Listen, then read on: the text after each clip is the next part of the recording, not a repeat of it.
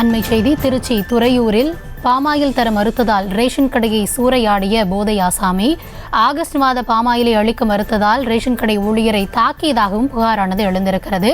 ஜூலை மாதம் கிடைக்காதவர்களுக்கு கொடுத்த பிறகு ஆகஸ்ட் மாத பாமாயில் விநியோகம் செய்யப்படும் என பதிலளித்த நிலையில் விற்பனையாளரின் பதிலை ஏற்க மறுத்து ரேஷன் கடையை போதை ஆசாமி சூறையாடியிருக்கிறார். இது தொடர்பான புகாரை அடுத்து நடவடிக்கை எடுக்கப்பட்டிருக்கிறது. விரிவான விவரங்களோடு இணைகிறார் எம்முடைய செய்தியாளர் கதிரவன். வணக்கம் கதிரவன், என்ன நடந்தது? எடுக்கப்பட்ட நடவடிக்கை தொடர்பான விரிவான விவரங்கள்.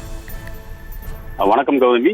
திருச்சி மாவட்டம் துறையூர் சட்டமன்ற தொகுதிக்கு உட்பட்ட வைரச்செட்டிப்பாளையம் நடுத்தெரு பகுதியில் நியாய விலைக் கடை செயல்பட்டு வருகிறது. இந்த நியாய விலைக் கடை மூலம் 980 ரேஷன் அட்டைதாரர்கள் பயனடைந்து வருகின்றனர். இந்த நிலையில் விற்பனையாளர் சாந்தி வழக்கம் போல் ரேஷன் பொருட்களை கொடுத்து கொண்டிருந்தார். கடந்த மாதம் பாமாயில் கிடைக்கப்பெறாதவர்களுக்கு இந்த மாதம் பாமாயில் கொடுத்து கொண்டிருந்தார்.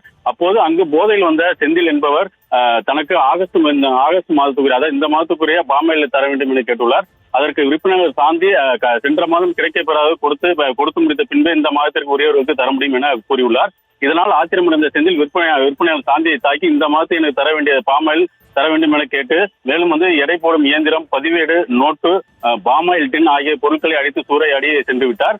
இது குறித்து உப்பிலியபுரம் காவல் நிலையத்தில் நியாய விலைக்கடை விற்பனையாளர் சாந்தி புகார் அளித்தார். புகாரின் பேரில் உப்பிலியபுரம் போலீசார் அவரை செந்திலை கைது செய்து விசாரணை செய்து நள்ளிரவில் அவரை சிறையில் அடைத்துள்ளனர். மேலும் பாமாயில் கடந்த சில மாதங்களாகவே தட்டுப்பாடாக இருந்ததாக ஒரு மாதம் தருவதாக கூறி வந்த நிலையில் தற்போது இந்த மாதத்துக்கான பாமாயில கொடுக்க வேண்டும் என இந்த செந்தில் நியாய விலைக் கடையை அடித்து நொறுக்கியது பெரும் பரபரப்பை ஏற்படுத்தியுள்ளது. கௌதமி,